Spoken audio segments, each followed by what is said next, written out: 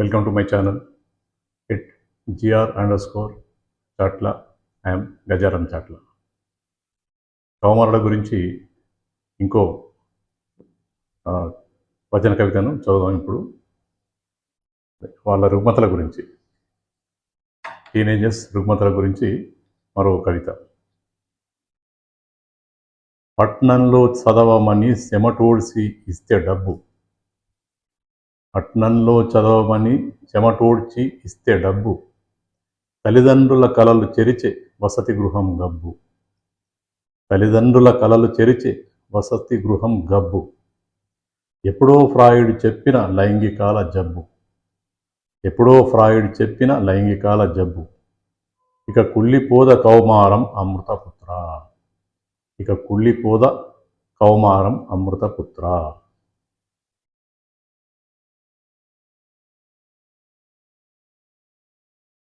Sigmund Freud అనే మానసిక శాస్త్రవేత్త, ఆయన ఆస్ట్రియా దేశానికి చెందిన వ్యక్తి.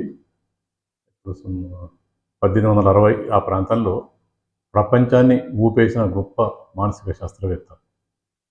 ఆయన ప్రతిపాదించిన, అవలంబించిన సూత్రాలు ఇప్పటికి కూడా ఆ ప్రపంచంలోని చాలామంది శాస్త్రవేత్తలు అవలంబిస్తున్నారు. అదేంటంటే మానసిక రుగ్మతలు, మానసిక రోగుల్ని మందులు లేకుండా తన మాటలతో తగ్గించే తత్వం అన్నమాట ఆయనది, ఆ సూత్రాలు అటువంటివి.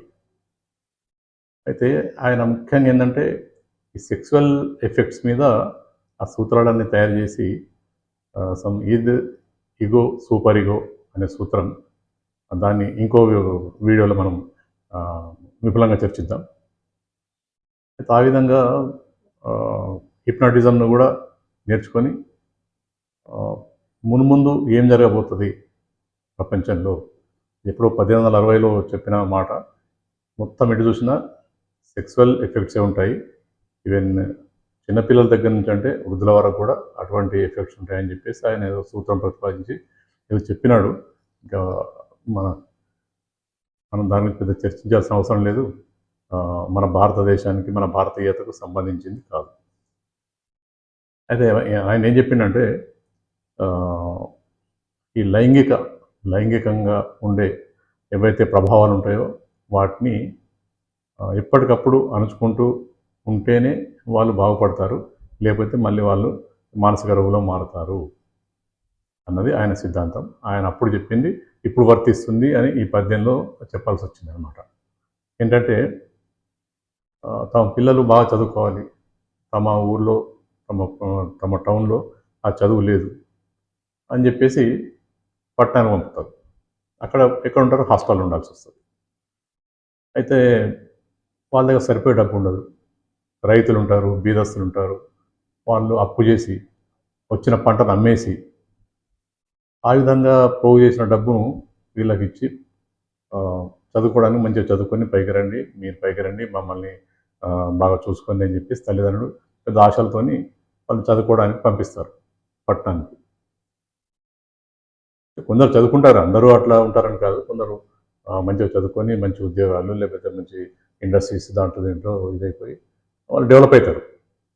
కానీ చాలామంది ఎట్లా ఉంటారంటే పిల్లలు, ఎందుకంటే హార్మోనల్ ఎఫెక్ట్ కదా, కౌమార దశలో హార్మోనల్ ఎఫెక్ట్ ఇంతకుముందు వీడియోలో మనం చూసాం ఎట్లా ఉంటుంది, మానసిక అపరిపక్వత, వీటన్నిటితోని వాళ్ళ చెంచల బుద్ధి అయిపోతుంది. వాళ్ళ ఏదైతే తత్వం ఉందో బాల్యంలో ఉన్న తత్వం మారిపోయి చెంచలత్వం వచ్చేస్తుంది. ఒక్కసారి వాళ్ళు పట్టణానికి వచ్చేసరికంటే ఆ పట్టణంలో ఉన్న మనుషులందరినీ చూసేసి తమ మీద దేవలోకం, స్వర్గలోకం పోయినట్టుగా,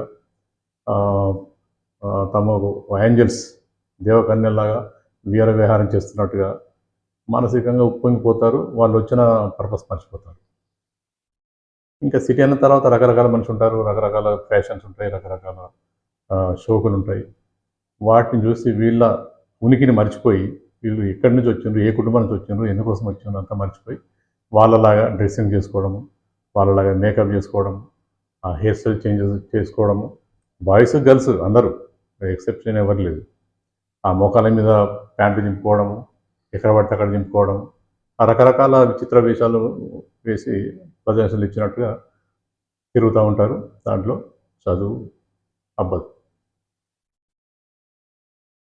ఇటువంటి వాళ్ళు ఇక వాళ్ళు ఏ విధంగా ఎట్లా వాళ్ళ మనస్తత్వాలు ఎట్లా ఉంటాయి, వాళ్ళని ఏ విధంగా గుర్తించడం అంటే కొన్ని లక్షణాలు ఉంటాయి వాళ్ళ దగ్గర. ఎట్లా అంటే ఫోన్లో చిత్ర విచిత్రమైన, దుర్మార్గమైన అన్ని వీడియోస్ అవన్నీ చూసి మళ్ళీ ఎవరెవరికో ఫోన్లు చేసుకుంటూ, ఎవరెవరితోనో ఫ్రెండ్స్ చేసుకుంటూ, మళ్ళీ పేరెంట్స్ చూస్తారు, తల్లిదండ్రులు చూస్తారు, గురువులు చూస్తారు, హాస్టల్ వాళ్ళు చూస్తారని చెప్పేసి ఆ కాల్ హిస్టరీని డిలీట్ చేసేస్తారు. ఇంకా ఆ బాత్రూమ్స్‌లోకి వెళ్ళి అక్కడ చాలా ఎక్కువ టైం గడపడము. ఇటువంటి కొన్ని మూర్ఖత్వ పనులు వాళ్ళకు అలవడుతూ ఉంటాయి. దాంతోనేందంటే వాళ్ళ జీవితం పాడైపోతది. వాళ్ళని నమ్మి పంపించిన తల్లిదండ్రుల జీవితం కూడా పాడైపోతుంది. ఎందుకంటే అప్పుల భారం పెరిగిపోతది. అప్పులు కట్టలేక ఇది చేసుకుంటూ ఉంటారు. అందుకని చెప్పేసి ఫ్రాయిడ్ ఎప్పుడో చెప్పిండు. వీళ్ళు మైండ్‌ని కంట్రోల్‌లో పెట్టుకొని పని చేస్తేనే బాగుపడతారు. లేకపోతే ఇటువంటి సెక్సువల్ అబ్యూస్‌కు ఇదైపోయి నాశనం అయిపోతారు అని చెప్పేసి ఆయన అప్పుడు చెప్పిన సూత్రాలు ఇప్పటికీ వర్తిస్తున్నాయండి. అయితే ఆ ఏజ్ అటువంటిది అని అనడానికి ఒక ఒక చిన్న స్టోరీ, అంటే ఇన్‌ఫ్యాక్ట్ ఇది జరిగిన కథ ఇది.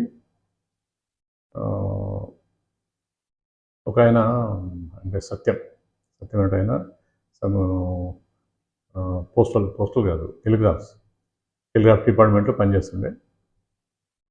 వాడు ఆ టెలిగ్రామ్స్, లెటర్స్ అవన్నీ హాస్టల్ తీసుకుపోవడం. అక్కడ ఒక అమ్మాయికి తరచుగా లెటర్స్ ఇవ్వడము. వీడు మంచి హ్యాండ్సమ్ ఉంటుండే. ఒక అమ్మాయి వీడి వల్ల ఆల్మోస్ట్ పడిపోయింది. పడిపోయిన తర్వాత ఇంకా వీడు ఏం లెటర్స్, ఏం టెలిగ్రామ్స్ ఏం రాకున్నా కూడా డైలీ హాస్టల్కి పోవడం, ఏ లెటర్ వచ్చినట్టుగా లెటర్ ఇవ్వడము, ముచ్చట పెట్టడము, ఆ విధంగా చేస్తూ క్లోజ్ అయిపోయిన వాళ్ళు. ఎంత క్లోజ్ అయిపోయారంటే ఇంకా వాళ్ళు ఒకరినొకరు వదిలిపెట్టి ఉండలేనంత ఇదైపోయింది. అయిపోయి ఆ విషయం వల్ల నాన్న తెలిసింది. ఆయన ఇక్కడ మా దగ్గరనే అగ్రికల్చర్ ఆఫీసర్ ఉండే. చాలా సిన్సియర్, మంచి కుటుంబం, చాలా సిన్సియర్ మనిషి. ఆయన ఒక్కసారిగా పరేషాన్ అయిపోయిండు. ఆయనకు స్ట్రోక్ వచ్చింది. మెడిసిన్స్ తగ్గింది. ఆయన ఓకే అయ్యిండు. ఈ విషయం తెలిసి ఆమె, వీడేం చేసిండు, మనం పెళ్లి చేసుకుందాం, లేకపోతే వీళ్ళు మనం విడదీసేస్తారు అని చెప్పేసి పోయి పెళ్లి చేసేసుకున్నారు. దండం మార్చుకున్నారు, దండం పెట్టారు, వచ్చిండ్రు. ఎక్కడికి వచ్చిండ్రు? వాడి స్వంత ఊరికి వచ్చిండ్రు. అక్కడికి వచ్చేసరికంటే అక్కడ వాడి భార్య, 5 ఏళ్ల కొడుకు ఉన్నారు అక్కడ.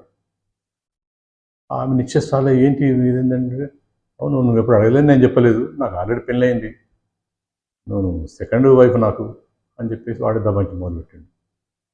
అక్కడ చుట్టుపక్కల ఉన్న వాళ్ళందరూ వాడిని తోమి వాళ్ళ ఆ అమ్మాయిని తీసుకెళ్ళి వాళ్ళ నాన్నకు అప్పచెప్పేసి. అదెంత చేదు అనుభవం. ఆమె జీవితంలో మళ్ళీ ఇంకెవరినైనా చేసుకోగలుగుతుందా? ఇటువంటి మూర్ఖులతోని, అటువంటి అమాయక మూర్ఖత్వంతోని జీవితాలు బలైపోతూ ఉంటాయి. ఇది యాక్చువల్గా జరిగిన స్టోరీ. మేము కళ్ళారా చూసి ఆ అమ్మాయి ఫాదర్కి సపోర్ట్ చేసిన వాస్తవమైన కథ ఇది. ఇట్లా వీడియోస్లో అప్పుడప్పుడు గుర్తుకొచ్చిన కొద్దీ మీకు కథలు ఉదాహరణలు చెప్తూ ఉంటాను.